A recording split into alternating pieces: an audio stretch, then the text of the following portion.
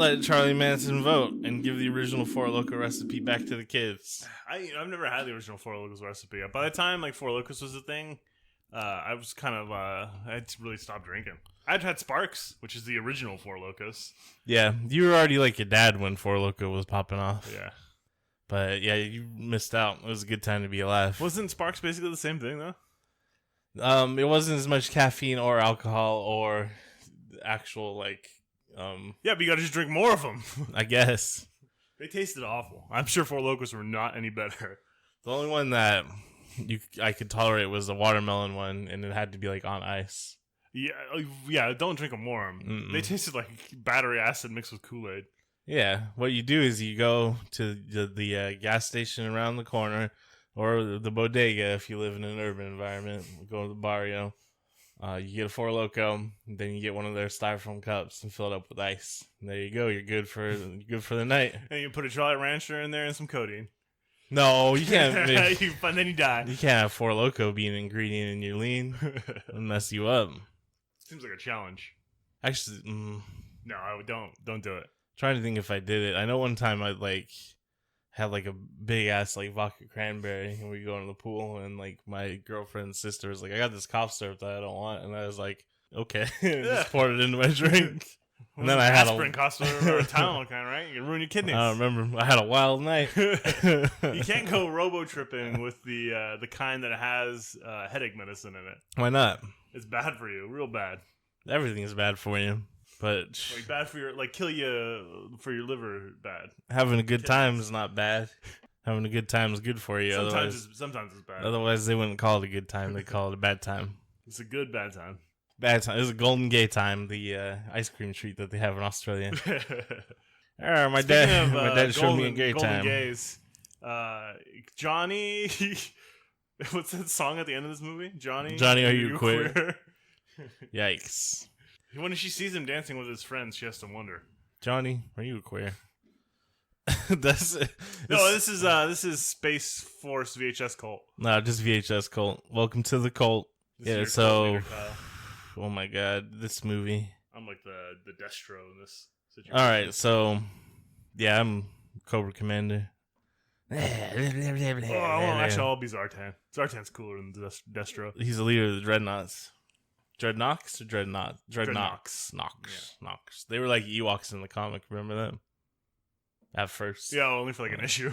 Like, this is not going to work. Yeah, so we watched Valley Girl. I don't want to go to a party in the valley. A little bit of like, backstory. Fuck you for sure. A little backstory about Valley Girl. 1982, a satirical novelty song came out when Frank Zappa and his daughter, Moon Unit Zappa, called Valley Girl. It's got like a sick-ass bass line, as Frank Zappa songs usually do.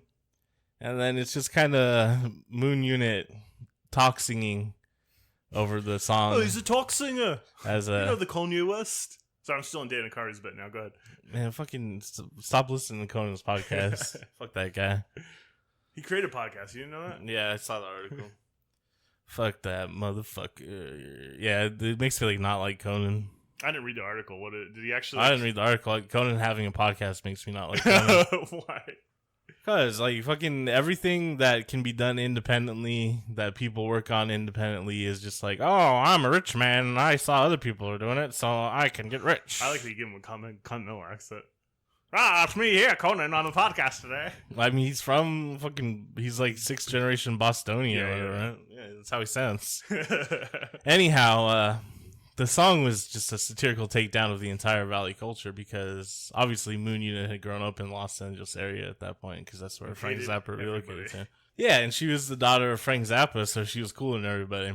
And she had this song and just taking the piss out of Valley Girls, but for some reason, because the American society as a whole is just dumb as shit, they didn't get the joke, and it became like a big hit, even though it's like a novelty song, and people actually thought it was like aspirational. Like, there's a bunch of you can see that throughout history. Yeah, but it's ask Chumbawamba about their famous song. Yeah, it's like, yeah, it's real cool to be a Valley Girl. So based off the hype of that, someone decided, hey, let's make a movie about Valley Girls. The original plan was for it to be like more of an exploitation movie. They sure did it. I mean, they got it. They nailed it. They just made this goofy teen comedy instead. It's like Grease without the singing. It's just Romeo and Juliet, but dumb. Fucking dumb. This also stars the asshole from Night of the Comet as the asshole. Yeah, I mean, what else is he gonna play with a face like that? And I looked like up that? his IMDb after I watched this because I'm like, man, that's that motherfucker from Night of the Comet. He's an asshole again, and he plays the Nazi uncle in Breaking Bad, the main bad guy at the last season. Oh, he didn't age very well, huh? No, he did not. Which serves him right. Yeah, I think. Well, I mean, he's probably already like 30 in Valley Girl or something. Yeah, you know what I mean? So he decided to make this bad Romeo and Juliet movie. This movie is one of Kevin Smith's favorite movies. No, I know. He apparently took it with him to the hospital room while his daughter was being born so they could watch it. Oh, so sweet. I guess that's fine. And then he named his daughter Julia? No, Harley Quinn, right? Yeah. Ugh. Anyways, that story's not so bad. It doesn't seem nefarious. It seems like maybe it's just a movie that him and his wife both like. Because I don't imagine Kevin Smith was like, bitch, we're watching this. He doesn't seem like that kind of dude, I guess. But this is also Quentin Tarantino's favorite teen comedy drama. Oh, man, I bet him and Kevin Smith talked about it. And I actually have, I think, a pretty strong theory on why this is Quentin Tarantino's favorite one. If you're a fan of Quentin Tarantino, guys, I just want you to buckle in because you're not going to like what Kaz say. Proceed. It's just real simple. This is juvenile Quentin Tarantino fantasy because he's the weirdo. He's a little scrub from Hollywood that is like, oh yeah, I'll go to the Valley and I'll meet a Valley girl and I'll be a real hero. Because I'm a real cool, cultured man from Hollywood. Yeah, I know Quentin Tarantino saw this as like a 20-year-old and like in his stupid. There's probably, I mean, to be fair, there's probably a movie out there that you like that you might see yourself in a little bit, right? I can't get too mad at Quentin Tarantino for liking Valley Girl for trying to put himself in the movie. Yeah, that concept of like seeing yourself in a work of art or whatever, right. Even if it's like juvenile and whatever, like yeah, that's totally fine. I don't have anything against that because yeah, definitely I felt that way before, and I think it's important for human beings as they age and experience new things. I've talked about limited experiences before. I think that's pretty important. That said. I think it really like underscores some like of the things people say about Quentin Tarantino. The next level incel nature of Quentin Tarantino, you know, where he's fighting real hard to be a cool guy, but it's like no, you're still just kind of a dweeb and a weirdo, and that made me think. There's like 4 categories that men can be. It seems like, and it's like invisible, creepy, dangerous, or dad. And I don't mean like, oh, daddy. I just mean like a dad. Like that's, wait, what category do you fall in? I assume I fall in the. I hope I can fall in the dad category. Just yeah, people see you out and about like, oh, there's a dad. I'm definitely still seen as dangerous for sure because I have tons of anecdotes about how like I accidentally like scared people and you know weird shit that happens to men sometimes. I don't hold it against anyone. I understand like. I look like crazy sometimes, you know, depending on how I dress, and like also I'm like big. Sometimes I worry about that, like if I'm accidentally imposing. Oh, I'm like well aware that a lot of times I'm like accidentally scary, like not intentionally or anything like that, but basically it is hard out there for women. I get it, you know what I mean? Like it makes you feel bad sometimes because you're like, oh man, I was just walking to the bar too. But it's like, nah, I get it. I can't feel that bad. Yeah, I mean, because like you can't tell. You can't really yeah, tell. like, you can't look at someone and say, "Oh, that guy's gonna assault the shit out of me." Well, it's I also have like a big head. Yeah, I mean, even the big face. even the dudes that look like dads, guys, are dangerous. Yeah, well, I mean, I'm dangerous. I have a big head and a big face, which is traditionally seen as like a criminal. So big head. I look like a criminal. Your head isn't that big compared to like say our sister.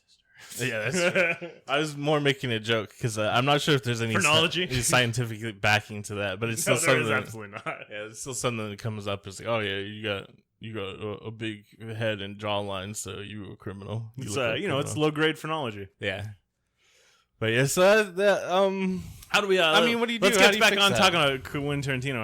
How shitty he is. What was your question? Sorry, that was it. That's all. That was Quentin Tarantino. Okay. But I was just. It made me think. Yeah, there's like categories for men. Quentin Tarantino is obviously creepy. What was it? Dangerous, creepy, dad. What was the fourth one? The first one's invisible. Invisible. That's what with all these incel people struggle with. I think is the invisibility of being. I'm sure a lot of them also hit creepy and dangerous too. But I was just gonna say you just gotta go from invisible. You just gotta choose. You want to be creepy or dangerous? Yeah, but I do think that the invisibility of like that average man or whatever is. There's got to be some people that are considered cool though, right? Yeah, but they're double-edged sword, right? Dangerous so, cool. Yeah, creepy cool. Right, because here's what it is like black men are really dangerous cool, right? But not in real life to like white people, right? Yeah. Then they're just dangerous. So, there's cultural layers to all this shit. But I mean, look at the kind of so I'm deep, sure someone said it better. Sociological conversation that Valley Girl has inspired. I mean, I had to create my own philosophical concepts around it because there's nothing in the movie like that. It's like such a vapid, shallow attempt at like class differences. Well, because realistically, like especially these days, like there's not a big difference between living in the valley and living in the hills. You're both fucking rich at this point.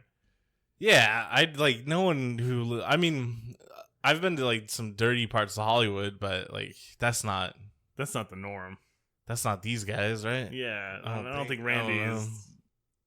We don't know anything really about see his, their family, I guess. We don't know anything about his home life, though, so who knows? Her parents are cool. I'm surprised they like Tommy. Yeah, I think their thing is she's gotta find her own way, you know what I mean? Yeah, that's stupid. You gotta... Well, it's not like he's been... You gotta kick him a little abusive bit. Well, no, he's emotionally abusive and stuff, yeah. Not only to her, but like to everybody he's around. Yeah. He's a manipulative little shit. That was the 80s, though. It's like people didn't recognize that shit. They're just like, yeah, this is how dudes act in the 80s. Oh, yeah, he's gonna be president someday. Mm-hmm. I mean, yeah, sociopaths, so... Oh, look at him out there grabbing him all by the pussy. Oh, speaking of which, we got Elizabeth Daly's in this movie, the voice of Tommy Pickles. She gets creeped on. Yeah, she's a babe in the 80s. Yeah. I love her in Pee-wee's Big Adventure, too. Oh, yeah. We'll talk about it. We're going to watch Pee-wee's Big Adventure eventually, for sure, but the like early scene where like Pee-wee's on his bike and like she comes up to him. She's got a crush on Pee-wee or whatever, but he's like not feeling it because Pee-wee's asexual for sure. Mm-hmm.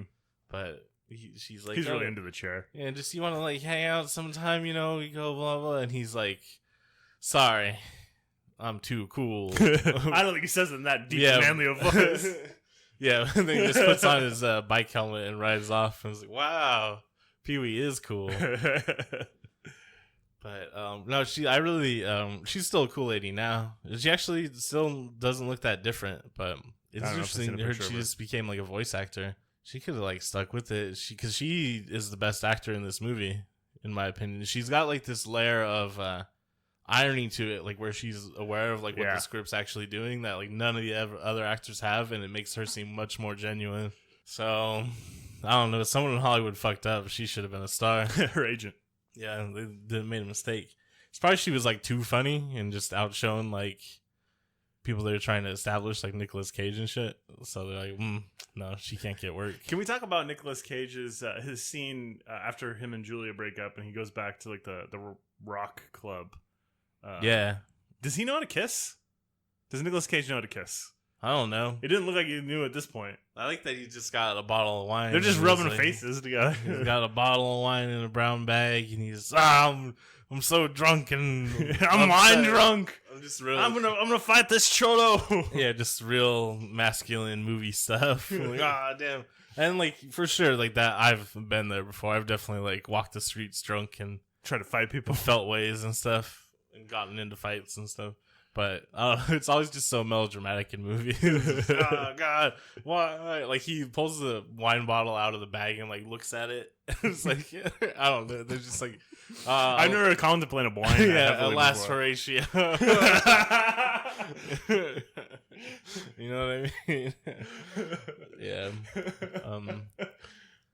Everything about Nicolas Cage in this movie bothers me. And basically the whole movie. The juxtaposition where they're trying to like, oh, look, the people from these boys from Hollywood are so different from us. They're supposed to be like punk city boys or whatever, but they just look like the valued dudes, but like dorkier. Well, no, not dorkier. Not dorky, Because I it's not the fucking word. hate that like khakis, your polo tucked in your khakis shit that all these like white boys have in this movie. Made me want to like burn down like the valley. I was like, fuck Encino, fuck Van Nuys. Like, someone needs to burn this shit down. I wonder what the white boys are like out there now.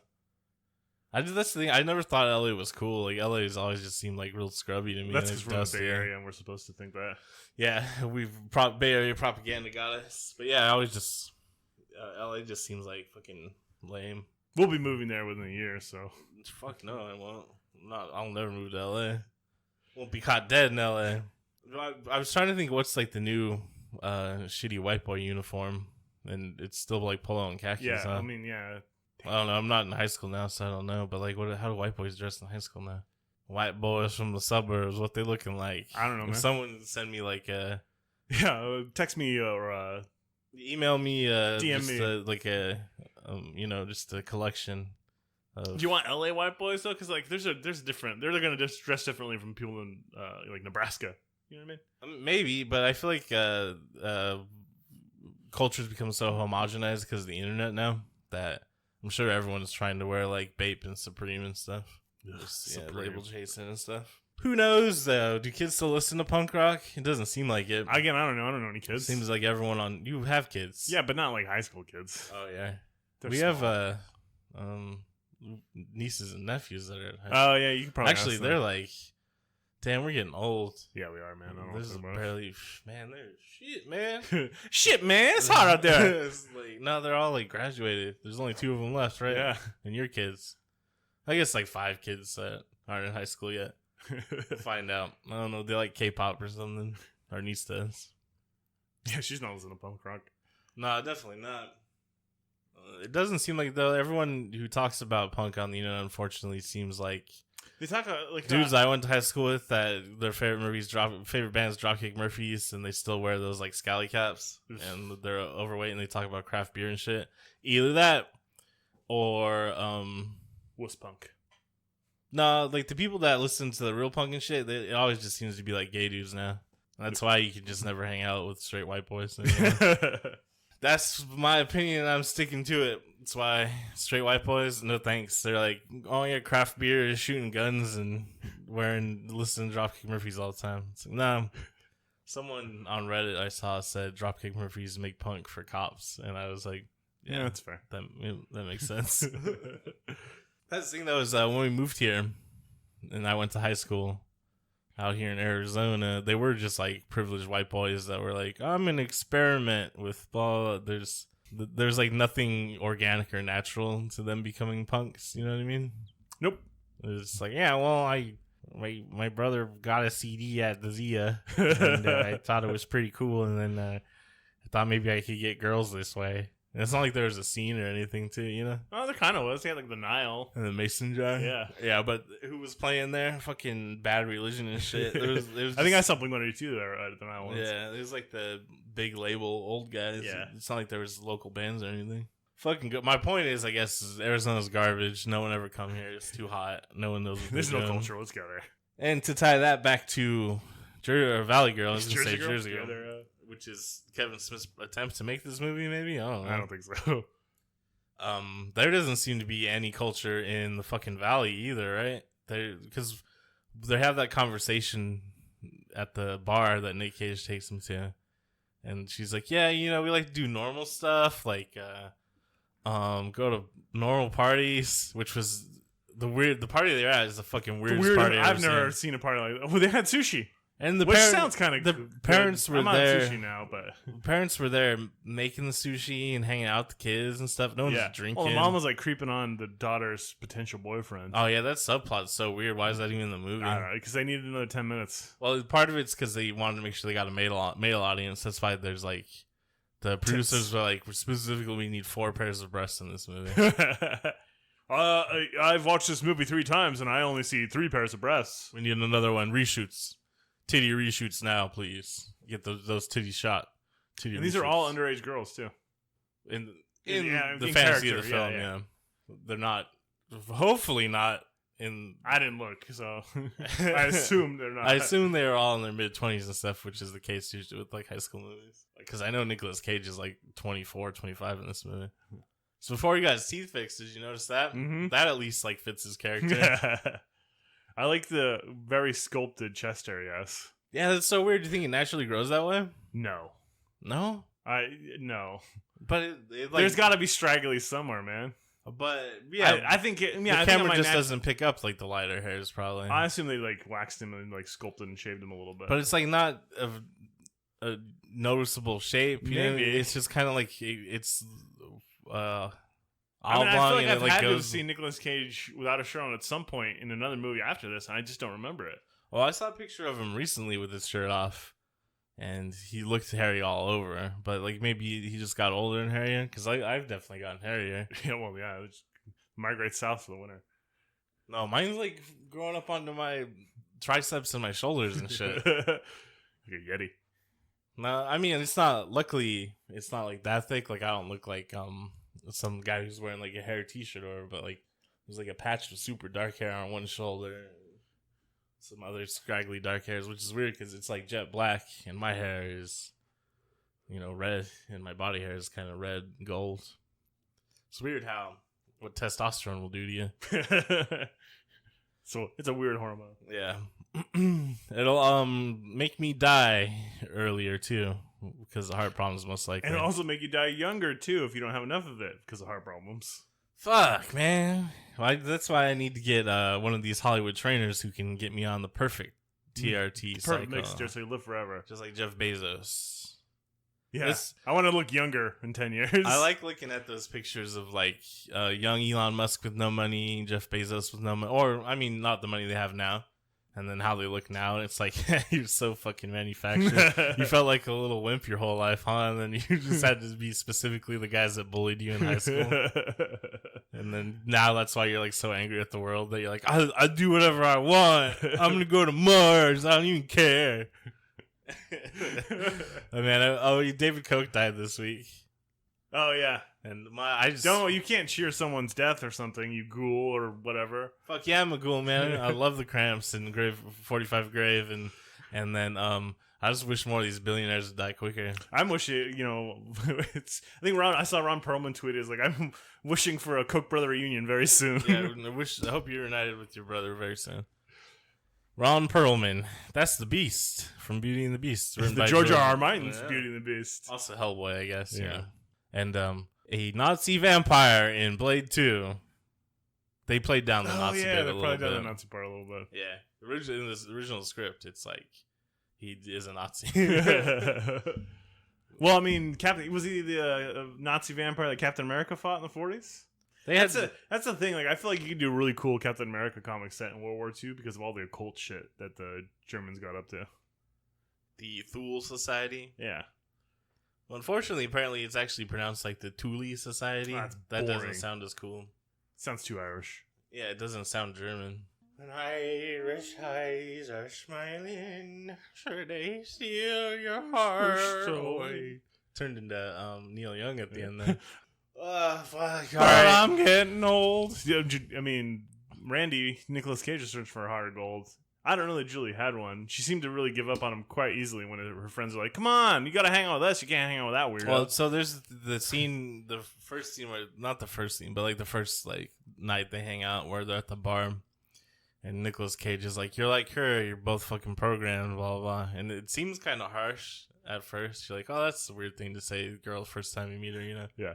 But then she is, and he's like, "Oh, he accurately predicted it, I guess." Yeah, because they're Dad, I don't know what to do. I really love him, and he treats me really well, but I might not get to go to these happening parties where all these fucking corny white boys in polos dance really weird at me. And I feel like at this point, Dad needs to step in a little bit and like, "Hey, come on." I was hoping for that scene when he brings out the pictures of him as a hippie. We're just like, oh, it's not on the. And there's a little scene where like, hey, was Dad a queer like Johnny? Well, he was like, hey, it's not how they look, it's what's inside that counts or whatever. Which is, yeah, that's a nice like middle class liberal sentiment. I get that you gave up on all your beliefs and became part of the corporate machine. Did he though? He's like still runs like a health food store. They're living in the valley, living the rich people life with their health food store. I don't give a fuck about that health food shit. That was all just a scam that the hippies perpetuated anyways. Like, well, Ronald Reagan's president now. Things are going great for us white folks. So time to give up on everything we believe. Anyhow, yeah, that was his sentiments. Blah, blah, blah, some bullshit. He should have been like, listen, these fucking pricks that you kicking around with are meaningless, vapid pieces of shit. They all dress the same. They all look like idiots. They all listen to gutless techno rock. Their dads are all techno rock. Yeah, their dads are all assholes. They're gonna grow up to be assholes. Just fucking hang out with who you want and don't care about these shitty ass friends. I'm sorry we moved to this goddamn neighborhood. That would have been what I said to her.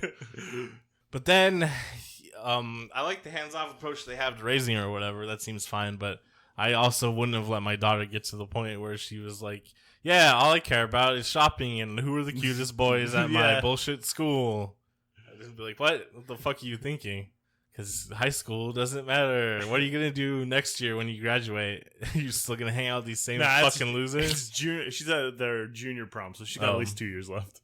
What are you going to do after that, though? Like, I can never branch out. I can never leave the valley. I can never date anyone outside of my class or anything like that. I mean, I'm pretty sure she's going to marry Tommy and they're going to buy a house on a cul-de-sac somewhere.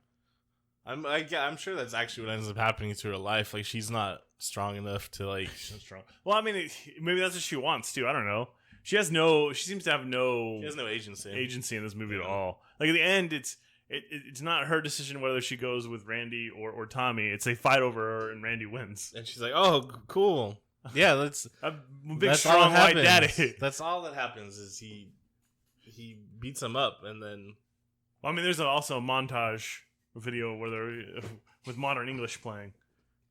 Modern English, is that name one of the fucking shitty new wave bands that are in this? Yeah, you know the song. I'll stop the world and melt with you. Yeah, I didn't know the name of the band. Yeah, that's another aspect that I really hated about this movie was all the music in it. So there was a big licensing problem with the soundtrack. So they could never like really release the soundtrack, but people were going crazy. There's so much demand for it. I mean, so there's like bootlegs and stuff made, but it's like the soundtrack fucking sucks. No, the soundtrack is bad. And then they go to the club in the city. Well, first when they're driving into the city, Nic Cage is like, "I love this song," and the girl in the back's like, "Oh, turn it off, it's awful," and it just sounds like the same fucking bland pop rock bullshit they were listening to at the party. I don't understand what the difference was. Randy's like Rick Springfield or some shit. But so that was dumb. They should have used a different song there. And then they go to this cool bar in the city where they're like, this music it looks like a comedy club that's been dressed up to look like a rock club. Well, the outside part of it and stuff it eventually becomes the Viper Room. That's like the actual location. At that point, it's called Filthy McNasties or something.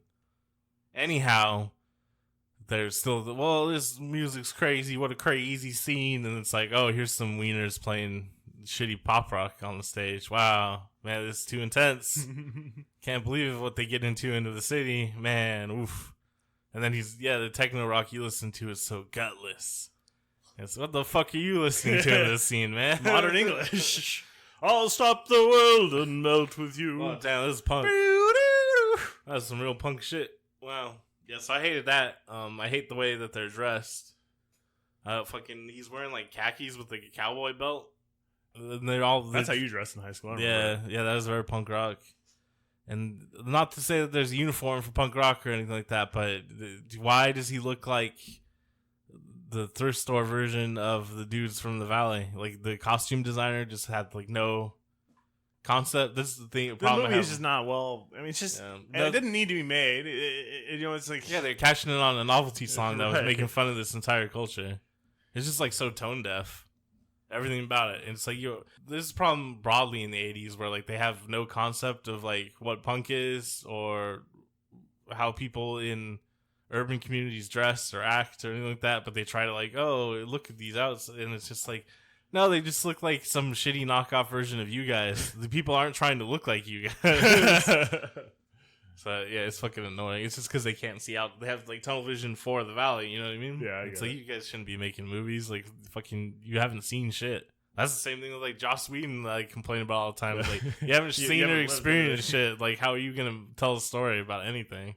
That's why I tell stories about aliens and stuff, because imagination. And then, yeah, but you still have to have human beings in these movies, and then they don't act like human beings. Stranger Things too. So I'm grumpy this episode. You're grumpy every episode. Yeah. No, Valley Girl just really pissed me off.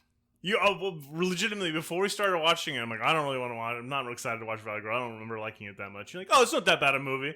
Now here we are. Yep. When we're done, I'm gonna slap you right across the face. Well, I remember watching it with like Stephanie back in my early 20s or whatever, and feeling the same way. Like, what? We're gonna watch this fucking movie? No way. What? Because I hadn't seen it before. Yeah. And then we watched it, and I was like, oh, it wasn't as bad as I expected, I guess. And then so I still had that in mind, where I'd watch it and be like, not as bad as I expected. But I guess because probably because I wasn't like drinking and hanging out with a girlfriend and like having fun, and I was just watching it by myself to critique it. Yeah, like as a sad bastard. I was like, oh no, this is fucking garbage. This is just terrible. So maybe the final word on Valley Girl is not a movie for sad bastards. Although I'm a sad bastard too. Fuck it. No, you got kids. That doesn't mean I'm not a sad bastard. Yeah, it does. You got things to live for. I do, but nothing. I don't know why I stopped drinking. What's the point? That's when I was watching Valley Girl. I was like, why even bother? What's the point of all this? Come watch Valley Girl. It's the movie that made me start drinking again. Yeah, it's a total existential crisis. So I was like, what does it even matter? What is this shit? Fucking who cares? Not ever gonna have any money. Not ever gonna have a real job. Probably never get married. Don't care about having kids. Fucking the world's like burning to death right now anyway. What the fuck do I care? You know what I mean? Like fucking heroin. Hey, but, if I had the connection, fucking I'm heroin addict. It's not that hard. Nah, I'll just hit up some old friends I haven't talked to in a while. If they're still alive. You know, Hollywood, if you're still listening out there, Kyle's critique of Joss Whedon remind me of this. We have a movie about some aliens. If you want to buy it from us. Randy, Nic Cage, and his friends, they're like color coordinated in the first time they appear right at the party. Mm-hmm. Why? They got a little jacket. Yeah, they look They like, hey, X-Men. I just was thinking another thing, like when we first moved here to Arizona, is that I remember when we lived in the Bay, there's like actual gangs and stuff. Yeah. Remember that? So there's gangs, like actual, gang members, dangerous people and stuff. Nope. And they had colors. That was back when people banged colors instead of blocks. But then we moved here to Arizona. I remember learning that here in suburban Arizona, people had crews.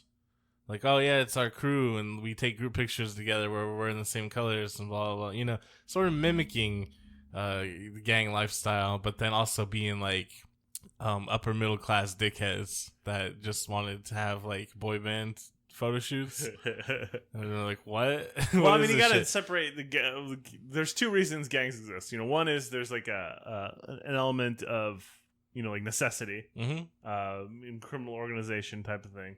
The other element is like a social group, and the kids around here, they just really like the social group aspect of it.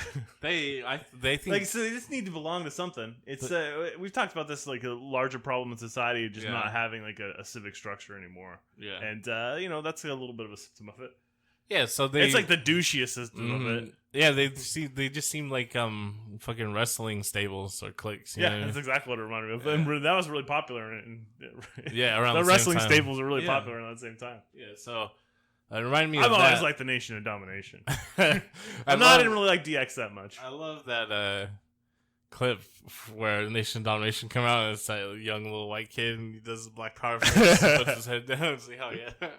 But so I was like, oh, they're like they're in a crew. They're in one of those crews because they got color coordinated. Well, what's that shit?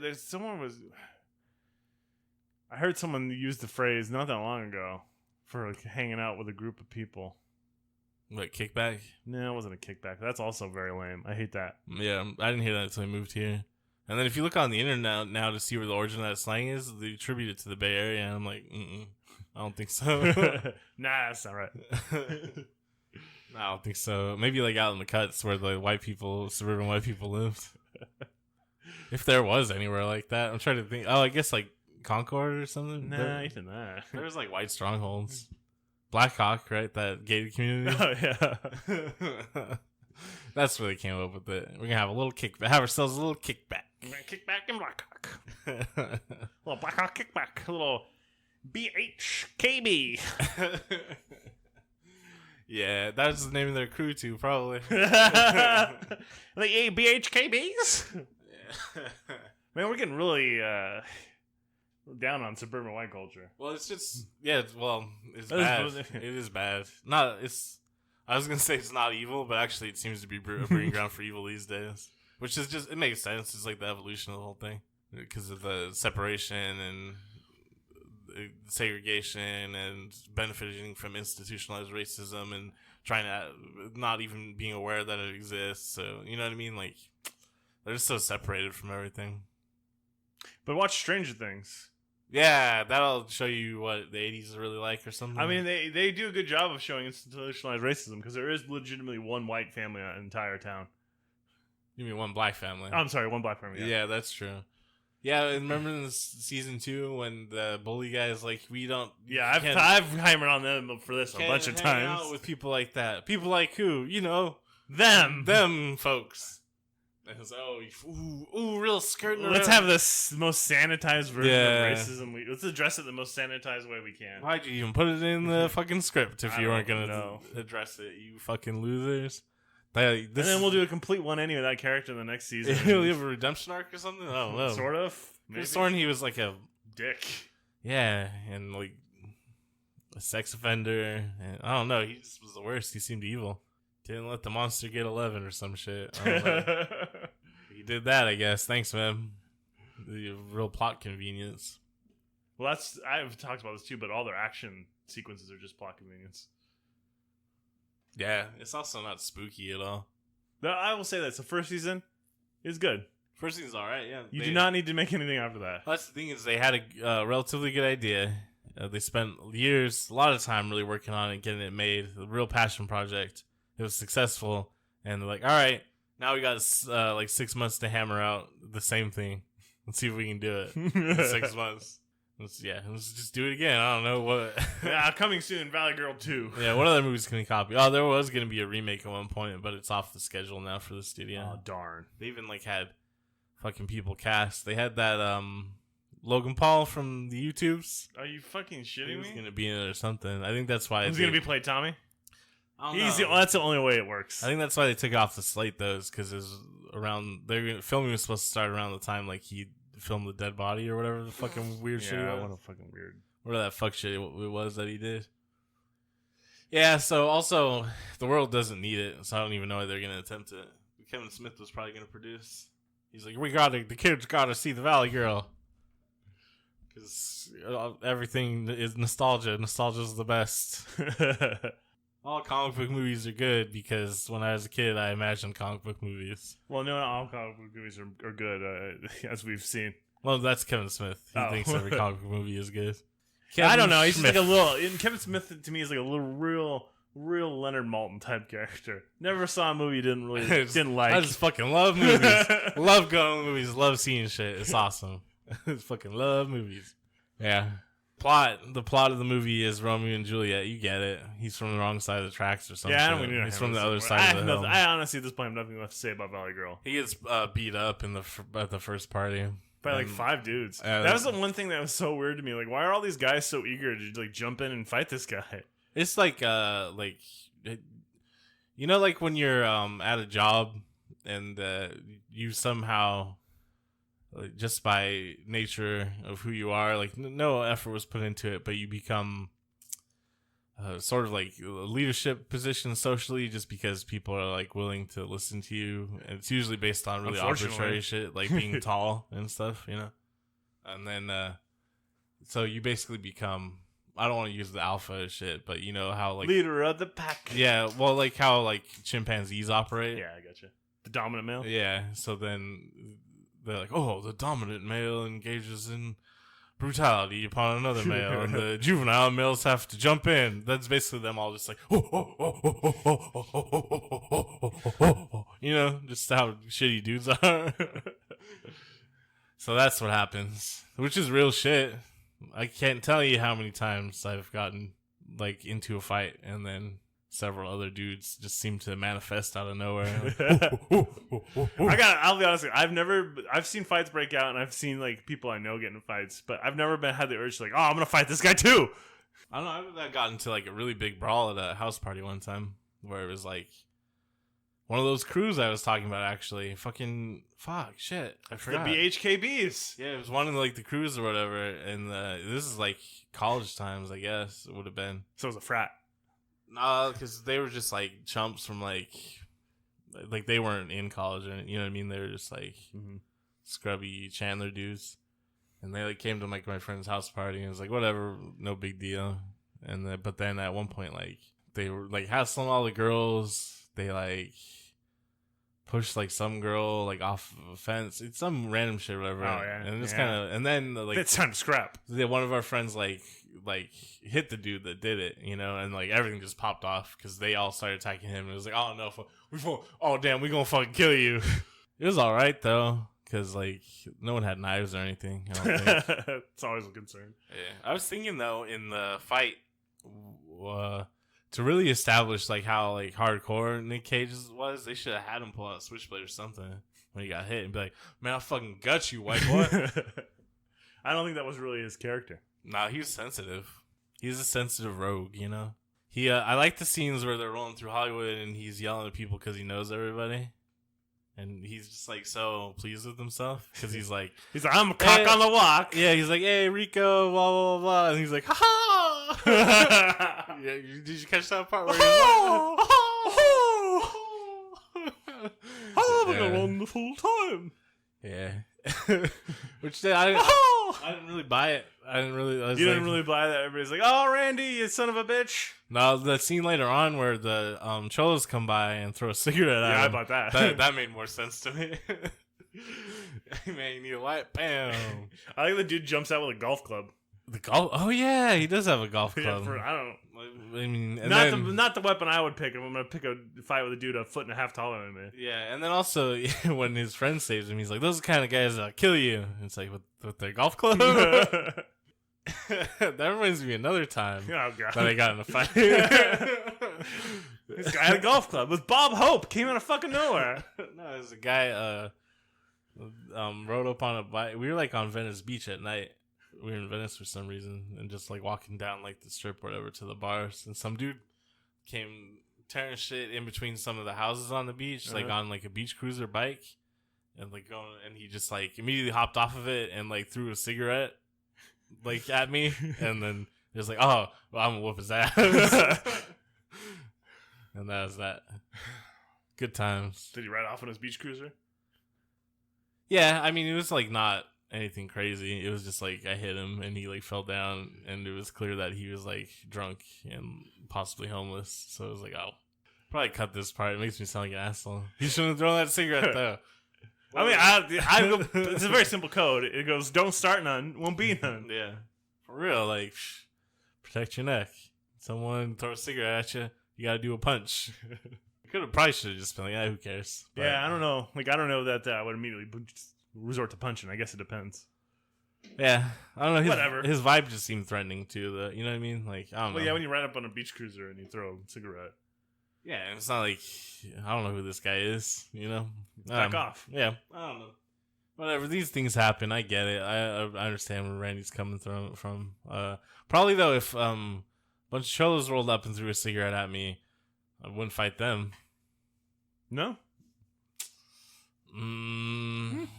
Nah, probably not 3 cholos in a car, and probably they wouldn't actually have golf clubs. Racist. No, that's real shit. That's street knowledge, man. You gotta pick your battles. You know, this is real shit. I'll tell you what, though, if he jumped out and he had a golf club, I'm gonna beat the fuck out of him. Yeah, if he just has a golf club, I'll give it a shot. But yeah, I'm not trying to get shot. Well, my concern is it's here in Arizona, is like fucking everyone. I just assume everyone's gonna shoot me, you know? Yeah, but usually they have their guns on a holster on their hips, so you can tell in advance. No, people have concealed carry here. Yeah, I know. All over. I'm just making a joke about how apparent they make it most of the time. No, those are always like those people aren't gonna shoot you. I don't think. I think 100% if you picked a fight with them, they would shoot you. No, I'm a white guy. I don't think they'd shoot white guys. Do. Maybe, but as soon as they start losing a fight, they're gonna shoot you. Are you familiar with a man I like to call George Zimmerman? Is that the guy who killed Trayvon? That's the guy who killed Trayvon. Was it George Zimmerman? Yeah. Man, that's some bullshit. I'm just saying, like, that's, in my opinion, that's most of these dudes' mentality. Like, yeah, I'll fucking fight you. Oh shit, I'm losing, I'm gonna shoot you. Yeah, that's weird. I don't get it. I'd be like, guess this is it. Hello, darkness, my old friend. Just like over to my friends all sad. Got beat in a fight. Oh man. I've never owned a gun though. I don't really like them. So that basically means if you ever see me out on the streets and you want to pick a fight with me, you know you're not going to get shot. I don't even carry a knife anymore or anything either, so. Yeah, but you can do some real damage with car keys. Fuck that. I'm just strong. I'm going to do strong stuff. Yeah, but you can do some real damage with car keys and being strong. Yeah, I'll just hit someone in the cabeza hard enough that they fall down and smack their head and die. And then that's that. The rest of my life in prison. Fucking retirement plan right there.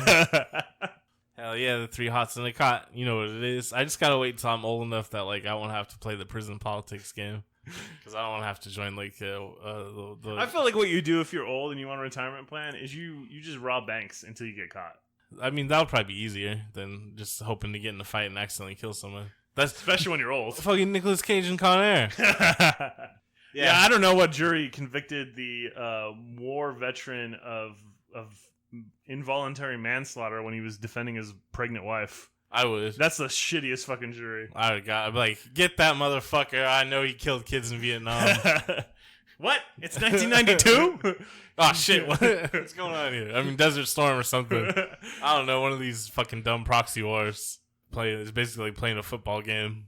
Well, it's like one side playing a football game and then an entire culture being destroyed.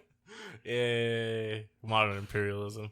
Well, I figure we could end this episode on a good note. So I'm going to read to you a really cool post I found on Reddit. You ready? About Valley Girl?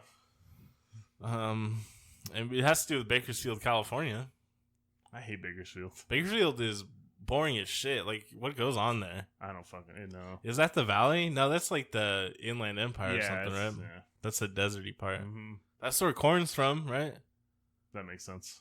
Yeah, they seem boring and weird. So it's probably what goes boring and weird. I bet a lot of meth, right? That seems like meth country. Yeah, well, absolutely. We can make a lot of money, buy some land out there, and make our own meth. So this is a post in the Reddit legal advice subreddit. Title of the post is how to make arrangements for my daughter in case my wife and I are arrested. Okay. So off to a great start, right? Yes. It's this. Don't worry, I'm already ecstatic. I'm not depressed at all. Yeah, this is gonna be a real wholesome post. It's basically a normal post, normal website, and a normal country. Right? Go ahead. Let's go. My wife and I both work at the same place and generally the same shifts. If we get raided by ICE, we will probably get picked up together. Ah, fuck. What is the best way of making sure that our daughter is taken care of? We have no family here, but there are some friends who can take her in for a short time. If it will be longer time, then we would like her to be sent to live with my parents or my wife's parents in Mexico. Is it safe to discuss this with her school, or couldn't that get us into trouble? How about the doctor's office? Is it possible for them to do anything to help her in that case?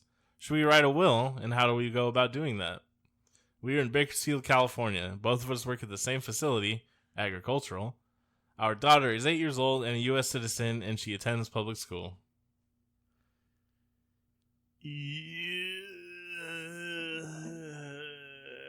And then we watched Valley Girl and talked shit about it on our podcast. I love I bring that up like not to just be a bummer. Like I don't mean to just bring that up as a side and like haha fuck you, isn't everything terrible and the country's just falling apart around us. But I bring it up because while I was watching this movie, I was getting really, really pissed off about the political message they were like half-heartedly, feebly attempting to send. about I don't even know what they thought about it. But yeah. Well, they're trying to approach like class differences or whatever, and In the blandest, in the most blindest, inoffensive way possible. narrow Hollywood bullshit way. But there's he's from an urban environment, and I'm come from a place of wealth, and we could never get along. Which it's interesting. I don't think this movie could be made now with the focus being on class, even though class is still a major problem, right? But they've successfully kind of suppressed that idea. Understandably so, because there are larger issues. Like if the movie is going to be made now, it would be a white girl from the Valley and a Mexican dude from the San Diego. You know, I've seen that Kirsten Dunst movie. Oh, really? Yeah, there's so many Crazy Sexy Cool. I think that's there's so many Romeo and Juliet bullshit. That's I guess. Yeah. Here's the thing. Like this Romeo and Juliet story is just not the avenue to like discuss or address any of this. So it's societal concern. Yeah, like to wrap it up in a love story seems very. I don't know what's the nicest way I could put this. Stupid. My point is though, I don't know who really listens to this podcast. It's definitely most likely not people on the center right or anything like that. I mean, at this point, I wish you luck. Would espouse these beliefs or whatever, but there's a lot of people. Like I got in a fight with my aunt on my mom's behalf about something like this, and it's a lot of people don't seem to realize like this is real shit. That it's like an everyday concern for people. Like we're lampooning it about this shitty movie that tried to address an actual societal issue. But this is real shit. So they're immigrants, which makes them a target, but they're also not in a position where, despite being immigrants, they're not in a financial position, specifically because they're immigrants, most likely, where they can do anything to protect their children.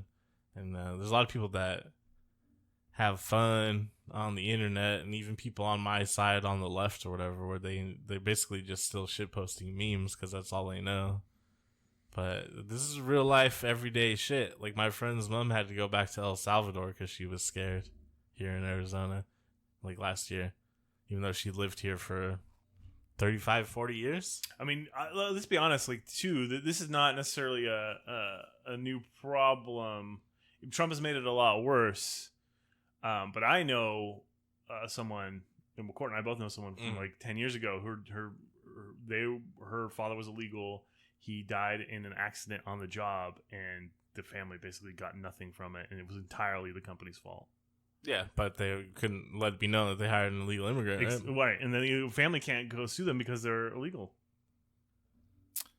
Yeah. So because they can't let anybody know that they're, you know what I mean? It's like a fucking... Yeah, well, it's just... exploitative as shit. Yeah, everything's stacked against... It's like how much weight is on you, basically. Everyone who in the United States suffers, I think, to a certain extent, except for obviously the people the super rich, yeah. Everyone suffers to a certain extent, but there's more stacked on other people. They stack more on you, and they'll stack as much on you as they possibly can. And I know the connection this is to Valley Girl is really tenuous. Especially because I know the writers and producers, the people who created Valley Girl did not care about any of this shit when they made the movie. They're like, let's make a movie about Valley Girls. We'll make some money. Yep. Valley Girl tries to normalize this insulated, shitty, suburban white culture in the movie. Like, there's not any commentary against it. It's not even from like the people you would think, like the parents you think they would have a little bit of it's default, right? This is the default way to live that they're presenting. And I bring that up because this is something that's perpetually done all the time. Like, you watch TV shows or movies or anything like that, the default way to live is not a lifestyle that I have. Like, I don't know anyone who lives in this default that they've made. The real problem, though, that's out here in the world today, though, I think, is that there are people that live in these default insular communities that don't realize what real life is like for other people. Yeah.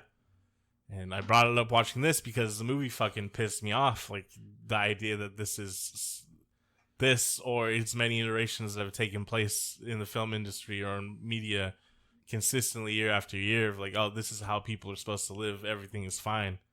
It's fucking bullshit. If not, everything's not fine.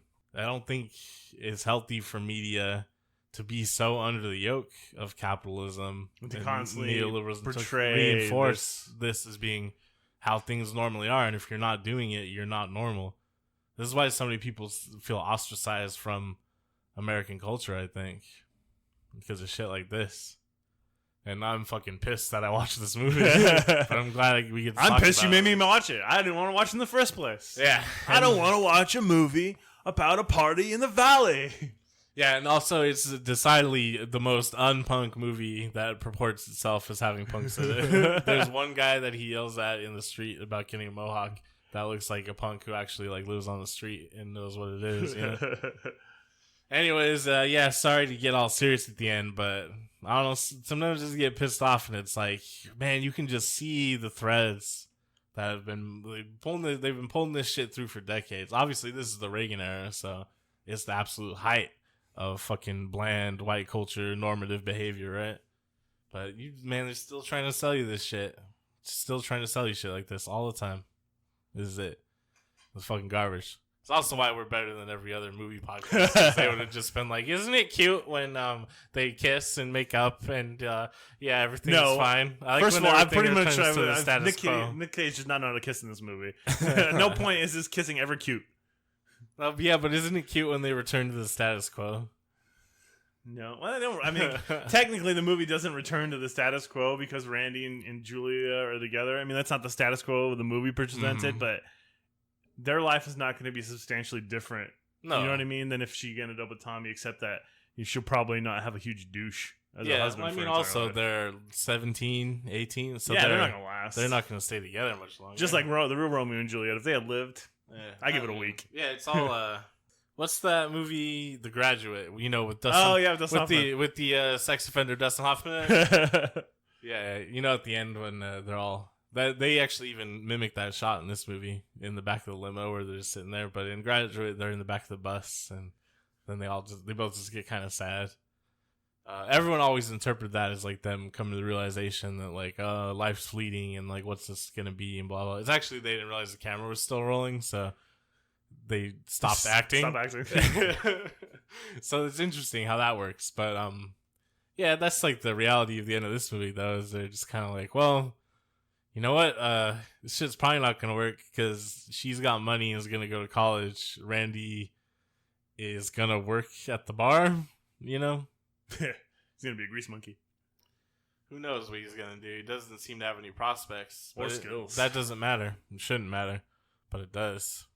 Sometimes it matters so much that when you go to work, you might get snatched up by ICE, and then your daughter will have nowhere to go. And that's just America for you, huh? USA, USA, USA. Ain't it? It's America. I can't remember the song now. Fuck it. Fuck America. Yeah. Cool, that's Space Force. Oh, we're actually VHS cult now. Nah, Space Force. You're not supposed to mention it. Cut this part. Oh, yeah, it's not till the 50th episode, huh? We're not even going to mention the 50th, I thought. Oh, yeah, we're just going to slide on it. Stop saying the name of the podcast. Space Force. All right, cool. Check McVenture Productions. That's still the same. .com. McVentureProductions.com. McVenture. Fuck Twitter. No one follows me. No, I don't ever post anything on it. Everyone just fucking Twitter's just people working out their material, like replying to Donald Trump and other political figures and shit. It's boring. And then a lot of like screeds, even like political stuff that I'll agree with, but it's just like, fucking you post shit like this 12 times a day. Like, is this your day? Is this Twitter? Yeah, that's the thing. Like, you were saying like there's been podcasts that got popular by using Twitter, and I don't fucking know how to do it, and I don't know if I have the patience or wherewithal for it. I'm not about it at all. I like can't stand any social media apparently. Well, then we're gonna have a real tough problem marketing this fucking podcast. I wish it was like real life. Like yeah, just like in high school or like post high school, just. Yeah, come catch me at one of like the local shows or whatever. And I'll be really cool to hang out with, and you'll be interested in what I have to say. And then that'll just work for the podcast too, right? Nah. Oh, what? People just can't like intrinsically understand that we're good. What are we watching next? Next, we're gonna watch an actual good Nicolas Cage movie that hopefully won't piss me off as much. We're gonna watch Raising Arizona. That's definitely gonna piss you off. Fucking Coen Brothers. I mean, it's about Arizona, so that's one strike against it already. It's Tucson, though, isn't it? Yeah, it's down south. Down Make a Way. The more parking. I was gonna say more rural, but it's more parking lotty. Yeah. Watch Raising Arizona next. It'll be good. I regret watching Valley Girl. I regret being born in the United States. Oh my god. Okay, bye.